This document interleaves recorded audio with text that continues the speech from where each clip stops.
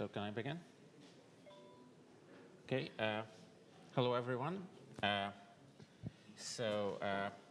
Today I'm going to talk about what facilities Swarm provides for protecting the privacy of data stored in Swarm.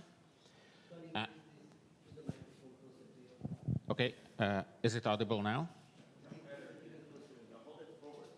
Like this? Okay, so today I'm going to talk about the various facilities that Swarm provides or is going to provide for protecting privacy for data that are stored in Swarm. And in order to do that, I will do a really brief overview of how Swarm in general works in the unencrypted version. Many of you are already familiar with it, but I think this is worth repeating and explaining for those who are not familiar with the low-level details. Then I'm going to talk about symmetric encryption of content. This is something that has already been implemented, and you can try it out and play with it. And then, in the end, I am going to talk about more fine-grained and even, to some extent, identity-based access control, which is work in progress and is currently not yet available for playing with, but we're hoping to get there really soon. Okay, so Swarm is a layered stack where on the bottom layer we have a network which forwards and stores 4 kilobyte chunks. So they are stored locally and they are passed around in the network, and this particular layer has no idea how these chunks relate to each other. So they treat chunks as units of information that are entirely independent of each other.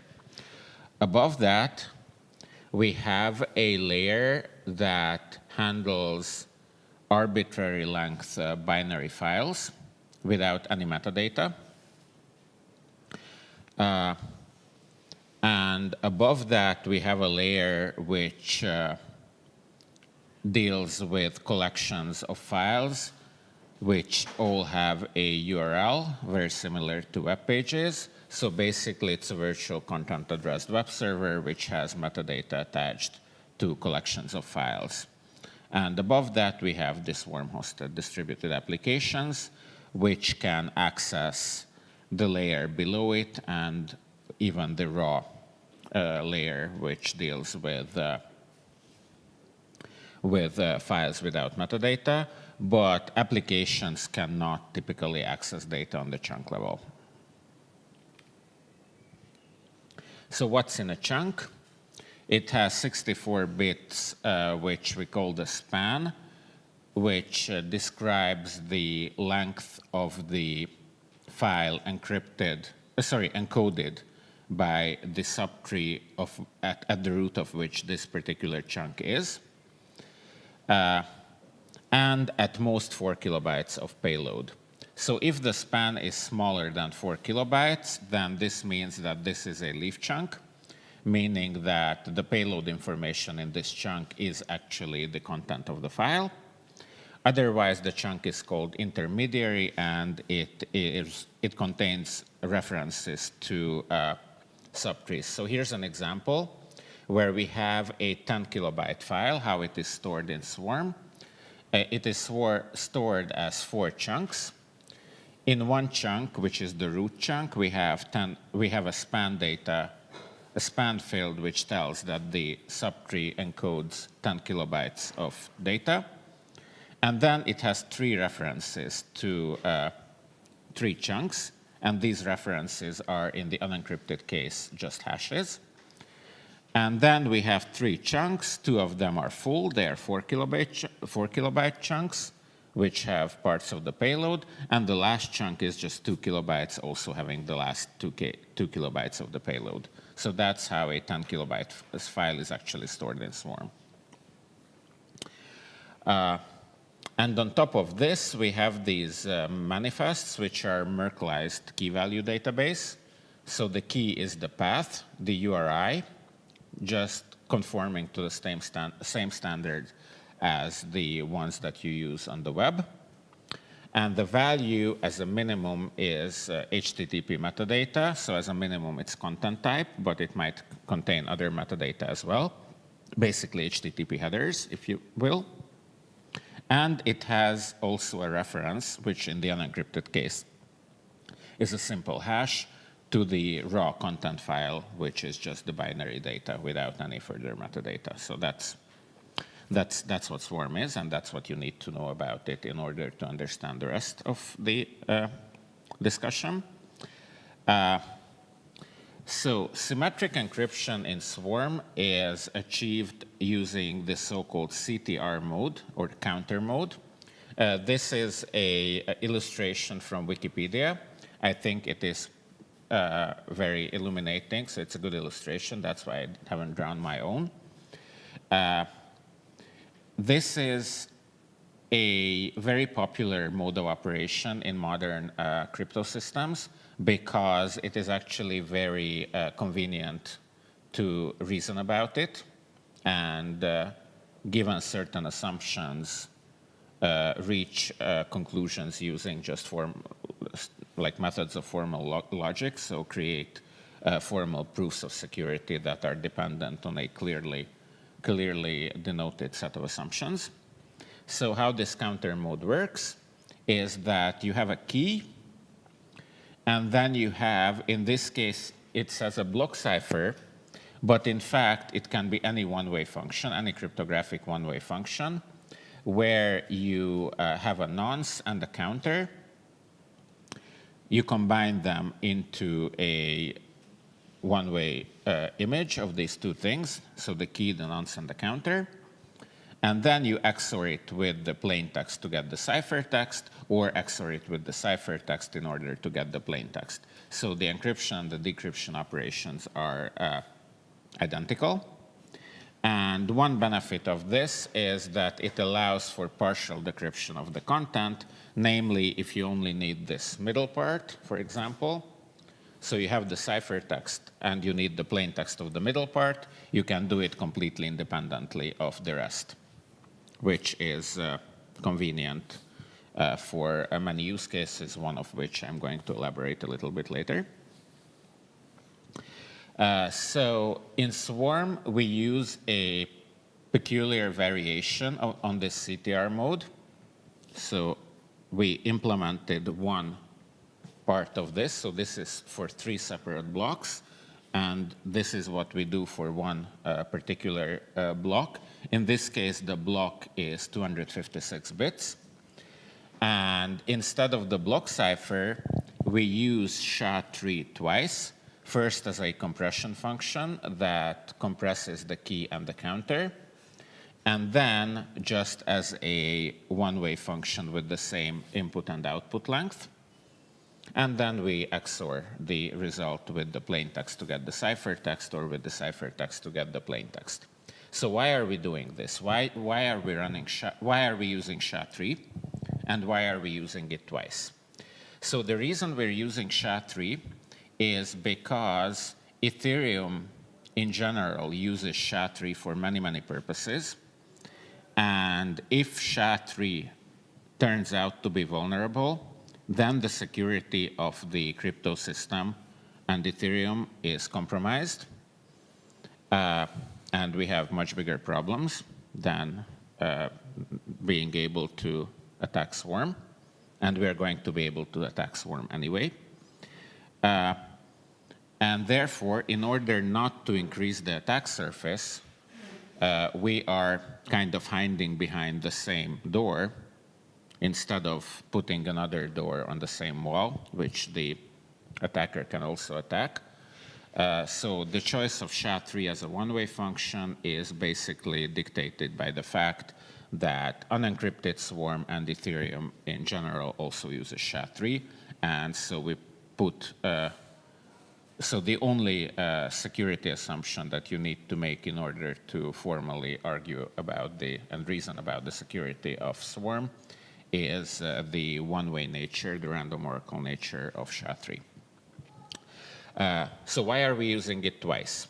So the reason we're using it twice is because we want to allow for selective disclosure. So if we use SHA-3 only once, so this second box would not be here, then in order to reveal the plain text given the ciphertext for this particular block, you would need to reveal the input to this SHA-3 box, which is the key and the counter. But since you have the key, you would be able to decrypt the whole chunk, not just that particular block within the chunk. Moreover, if you can decrypt the whole chunk, that means that if that chunk is not a leaf chunk, then you can decrypt the entire subtree below that chunk, which means that the selective disclosure becomes, well, not impossible, but inconvenient. Whereas here, what you can do is you can reveal the result of this SHA-3. So you only reveal this, and these data are still protected by the one-way nature of the SHA-3 function, so you cannot recover the key and the counter from this data. However, you can still decrypt the plain text and the ciphertext. So this allows for selectively disclosing 256 bits of any particular encrypted content. Of course, it is.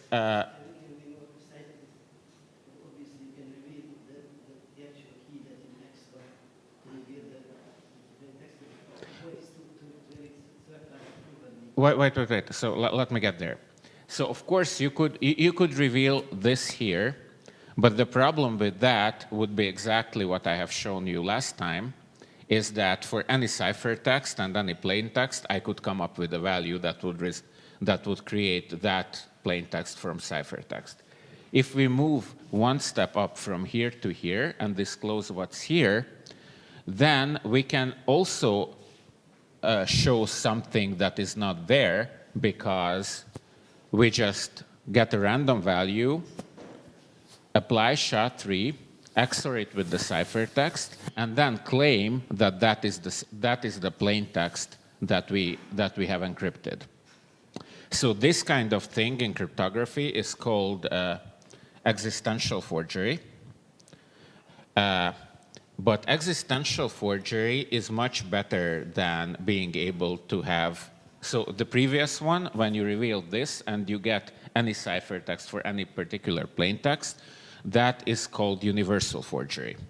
This is just existential forgery, meaning that you can claim for that data to be some random other data, but you cannot control it. So if there's any integrity protection on the plain text, that imposes a constraint on the decrypted plain text that only the real plain text can meet with a very, very high probability.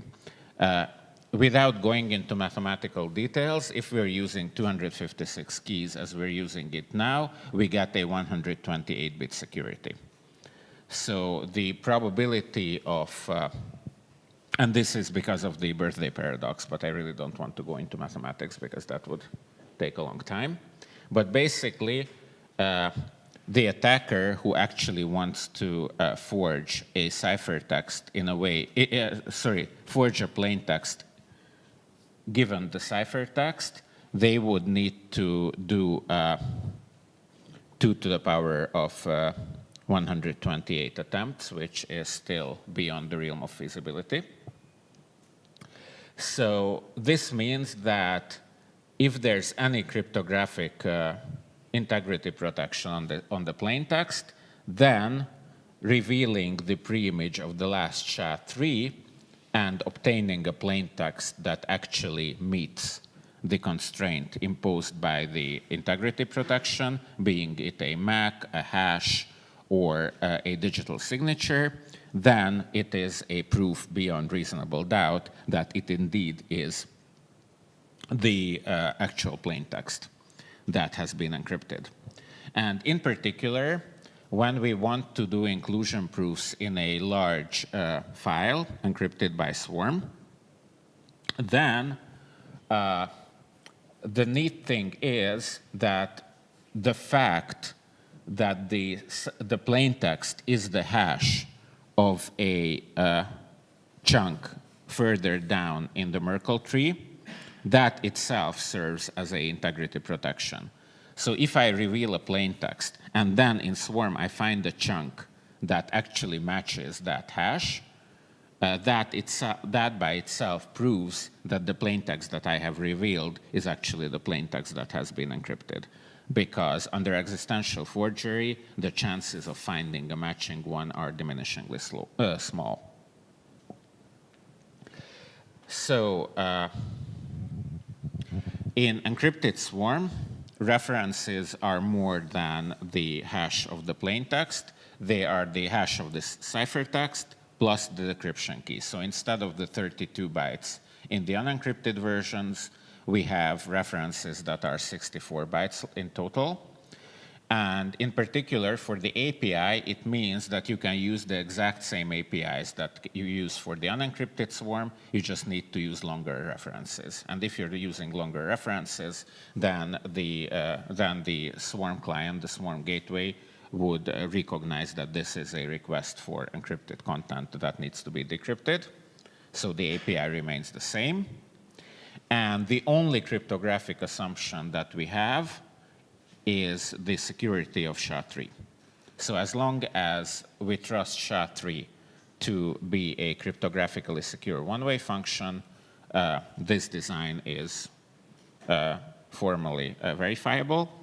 And that assumption is so heavily weaved into the fabric of Ethereum that if that assumption breaks, we will have much bigger problems.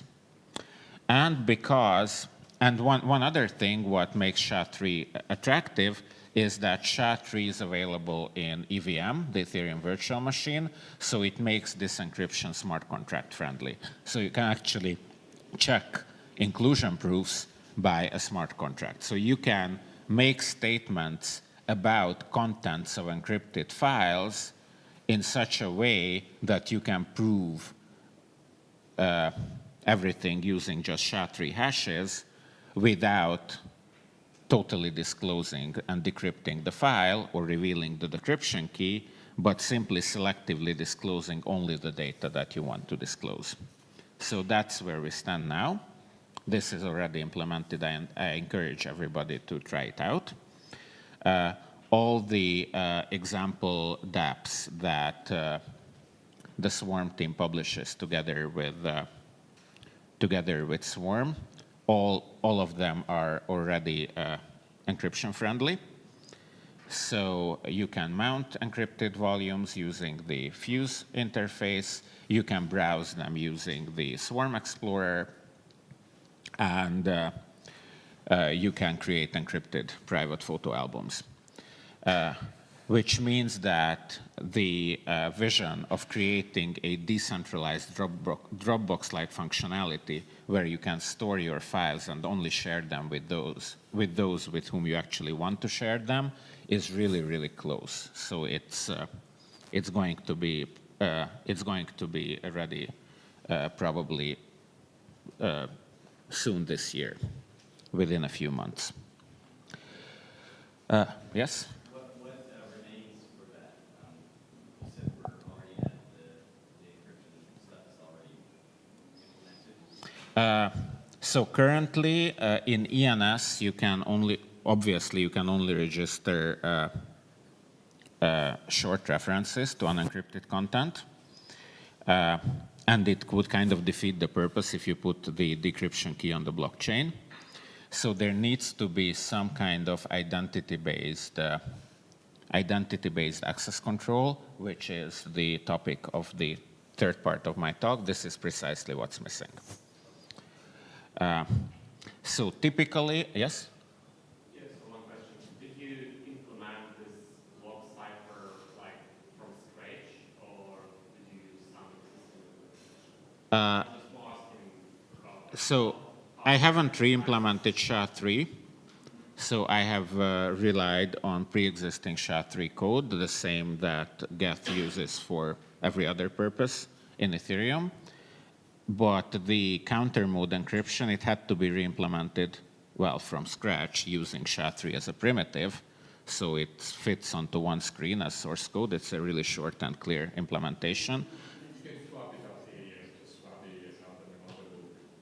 Right. So that part had to be re-implemented because it's a variation on the counter mode with that double hashing, and so there are no pre-existing libraries. Pardon me? Right. So. Sorry, just a quick question. Yes. So the encryption, if I use the gateway, happens through the gateway on the fly, where the nodes never see it. Correct. So if you're not running a node yourself, you're using a gateway, then the gateway decrypts and re-encrypts it using the SSL, this secure socket layer, which means that you need to trust the gateway. That's true. But in the bright future, you're gonna run at least a light node on your mobile device or your desktop. So don't rely on gateways. And if you want, I can show you how to do encrypted up and downloads. We can continue on yesterday. I hope so. Yeah. Right. So the asymmetric encryption that we're going to use is the elliptic curve version of Elgamal encryption. So the identity will be a SecP 256K1 public key, just like the keys that you use for Ethereum addresses. And the reason for this is that there's already quite a bit of trust and confidence in the security of this system. And moreover, there are actually tools available for managing such keys, including very high security specialized hardware, like the hardware wallets that people are using to store their crypto funds. I would like to single out Trezor and Ledger as the two most popular solutions. So they are already able to handle these kind of keys, and we would like to tie the identity-based encryption of Swarm to these same keys so that you can use your hardware wallets or your already stored private keys the same way you use for accessing your Ethereum funds and sending transactions to the blockchain. Yes? But then you have to use the hardware wallets, like every time Well, you don't have to. I mean, you will need to do that in case you want to decrypt sensitive data that justifies the use of a hardware wallet. The fact that you have a hardware wallet does not force you to use hardware wallet for everything. You can still have private keys on your Ethereum node, right? blockchain transactions are more rare than using decentralized robots. Right? So you would have to pull hardware wallets more often. Well, it depends on which identity you use. If you use an identity that is on your hardware wallet, then yes. But actually, I think that in the not too distant future, it would be a good idea to have a hardware wallet even for frequent use transactions, because the fact that Ethereum transactions are rare is something that I think many in this room are hoping to change.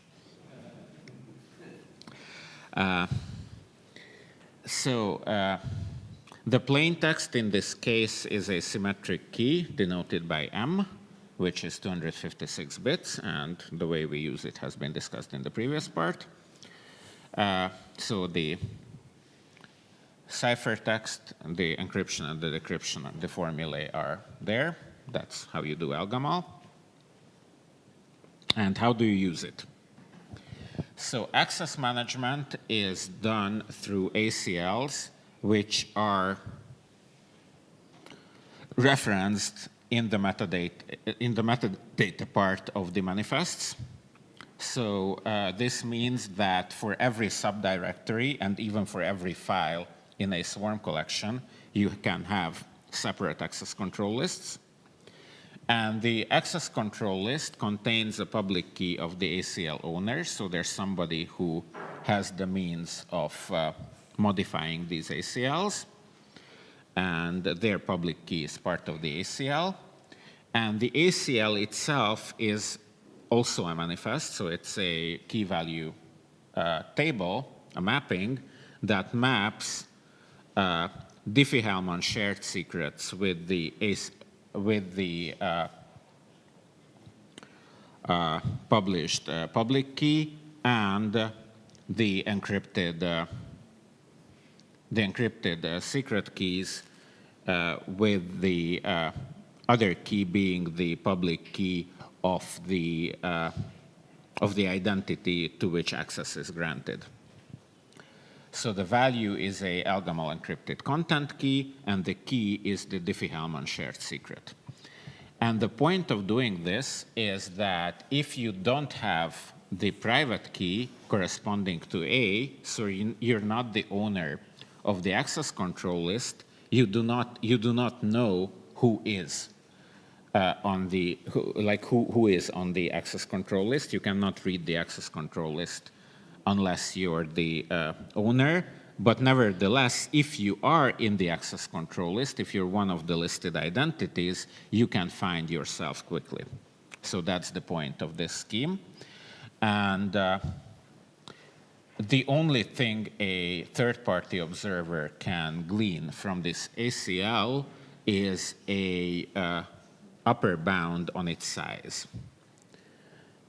They cannot even necessarily know the actual size of the ACL because there's nothing preventing the owner of the ACL to stuff it with bogus data.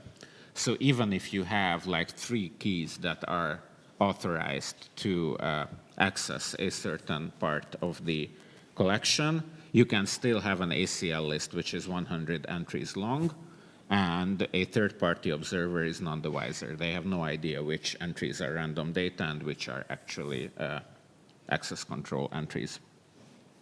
Yes? There's only one owner. Yes.